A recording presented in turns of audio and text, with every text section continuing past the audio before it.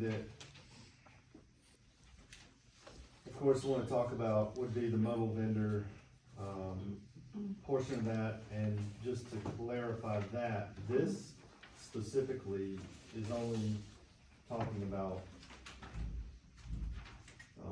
mobile vendors in the right of way, specifically like the DOT right of way, permitting of that, and how that's not something that's gonna be permitted in the future.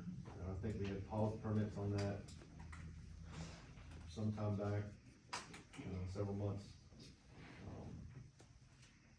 Also included on there, it says mobile vendors will, must obtain written permission for all special events. Approval must be granted by a permanently fixed structure. Vendor units must be able to be easily removed from the site. And 11, it says permits must be renewed annually from the date of issue and must be re-inspected for compliance with the applicable building and life safety codes. Failure to renew a permit will result in the removal of the mobile vendor unit. Anybody got any questions on that?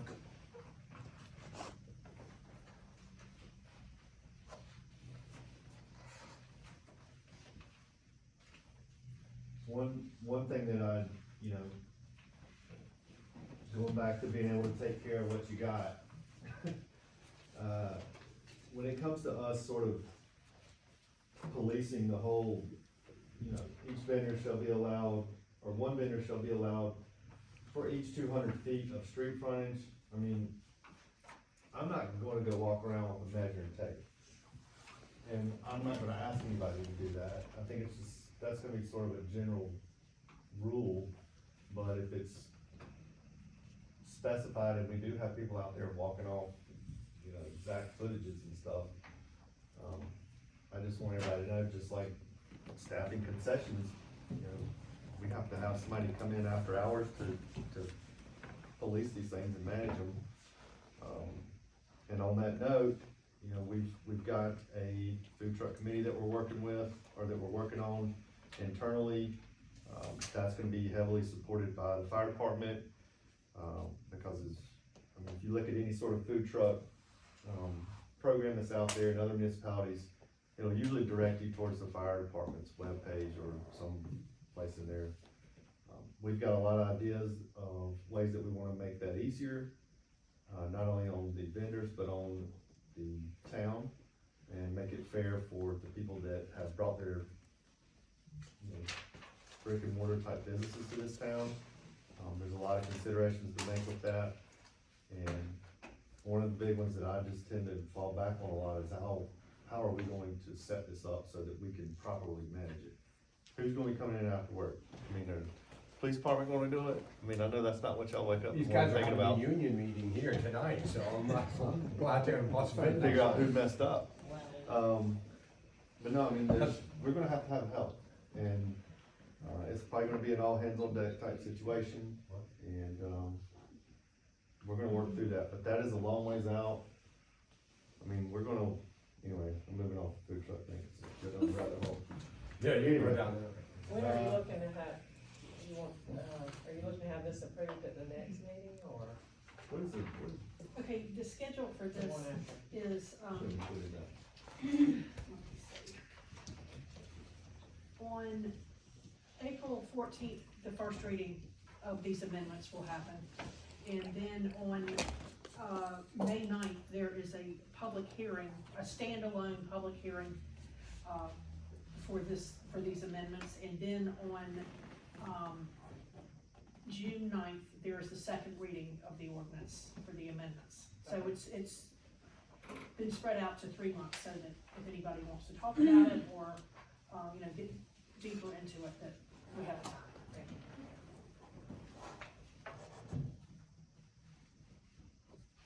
But does anybody have any questions on anything? I think Steve made the change, he deleted the political signs in the table 6 under Article 5. That's reflected.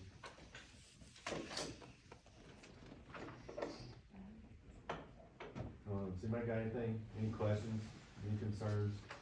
I do have a question about that PDD on page 3. Because I thought that,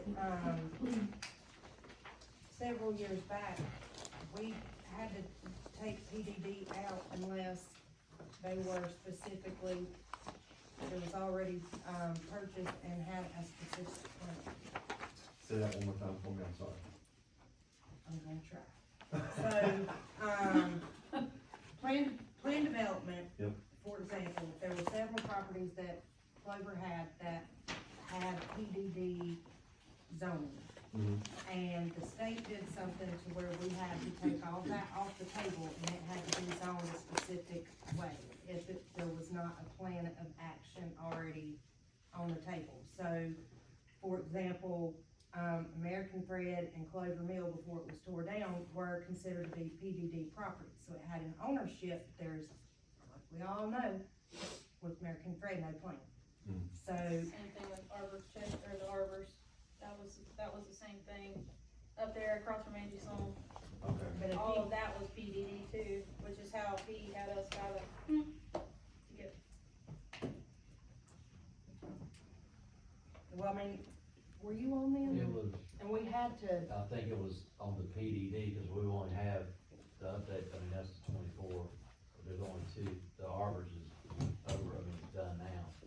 I think we just had that one piece at the top, but I think the state said you had a time limit. You could be Yeah, we were PDD and then, You can still have it, but Right. it's certain, but certain it time. only goes a certain Okay. time limit. I think it was like you had 2 years to figure out something, or it had to be zoned like a B3 or yeah, a B2 or Industrial. something like that.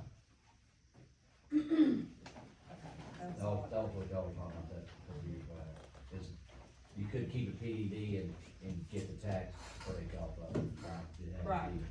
be Yeah, zoned one or the other.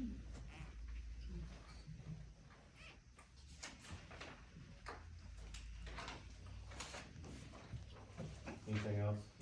Real quick with the, food trucks, I would like to have it from 8 to 5. 8 o'clock in the morning to 5 o'clock at, night, so Willie's on duty, so we don't have to worry about it after hours. Anything after hours, I'd say get rid of, so then we don't have to worry about them at all. Cause they're taking away from my brick and mortars, and they're the ones who are paying the taxes, they're the ones taking the chances, cause a food truck doesn't make it here, they can go somewhere else. Brick and mortar is investing in Clover, so I'm behind them, and I have to look out for them. I don't have to look out for the food trucks. Alright? Noted. Zach, this is not necessarily through this zoning thing, but it was something I was thinking about back when we were talking about parking and signs and things. Are we going to have signs for no overnight parking and things of that nature in the town parking areas?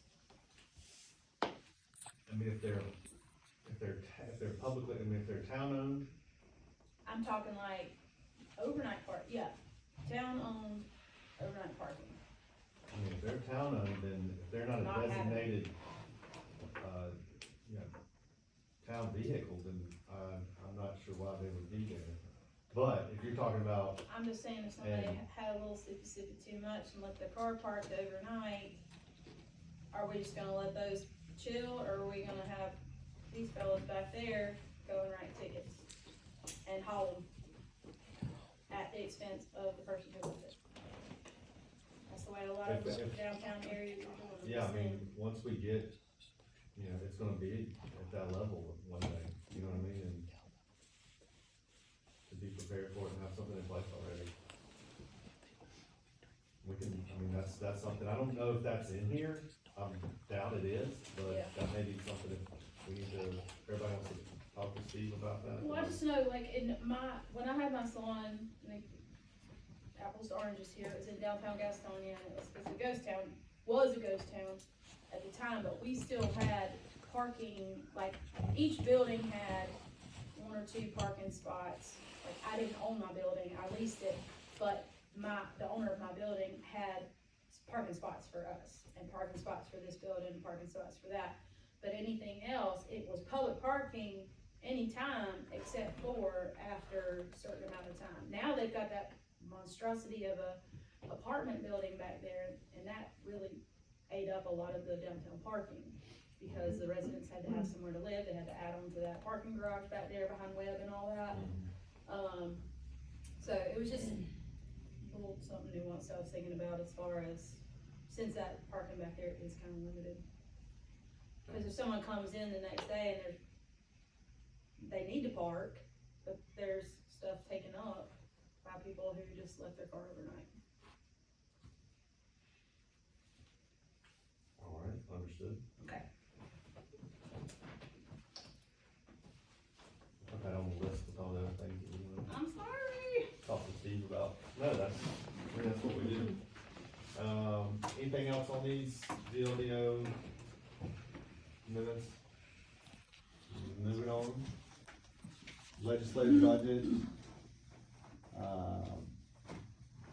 Just wanted to, this is the budget calendar, just wanted to call out, Monday, April 28th, workshop with council, department heads will be here, and the April 30th date is only if needed, correct? Correct. Correct.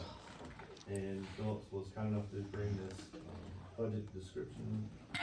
But if needed, what time are we gonna do? You tell me. What time do you wanna do it, Amy? I think you already asked me, and I have it in my appointment, but 5:30, Wednesday.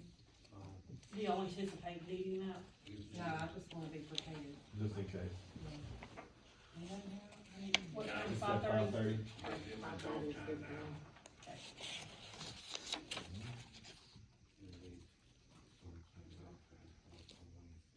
I'll just need to know 24 hours out. Yeah. That'll be posted. I'm sure we'll know that on Monday night after the first one. Yeah, well. Hopefully get through that. No policy. So, looking at the legislative budget for this year, really the only two things that y'all can change are highlighted right here. In the 5092 and the 5094, 5092 being, you know, dues, subscriptions, donations. If we wanna change that, please let me know. The 5094 line item being training, meetings, and travel.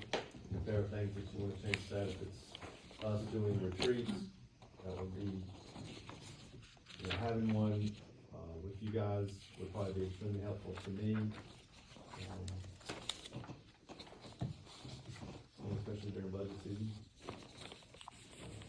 But, it's up to you guys, something to think about. And that's basically it. If there are anything else that you guys wanna talk about, not sure what that'd be, let me know, we can schedule it up on the next one. See if I got any legislative budget things. What all's fallen under professional services? Is that, For you guys? yeah, the last line item? Great question. Steve on mine, No, Steve sends out mine, but that's a good question, Brittany. Is that, Beth, That'll be, well, no. or municipal association? IT probably is part of it. I mean, I think there's several things rolled into that. That's not, it's not just like one thing. But yeah, no, Municipal Association. Yeah, municipal.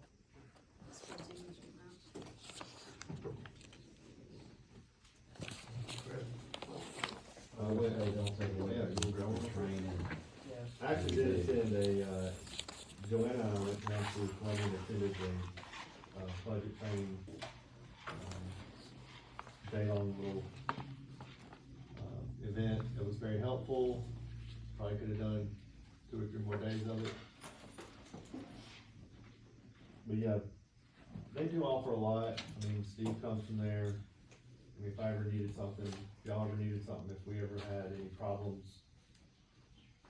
it's a heck of a safety net. I mean, they do more than just provide us with Steve. I mean, there's a host of other things. I'm sorry.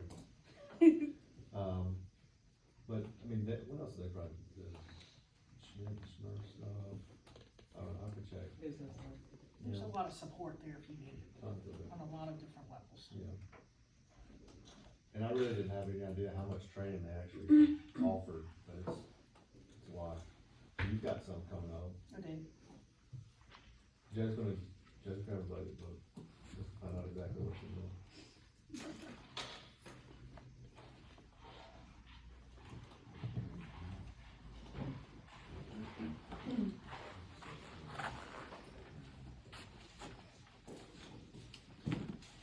Oh, yeah, that's Linder. Hyatt. That's our.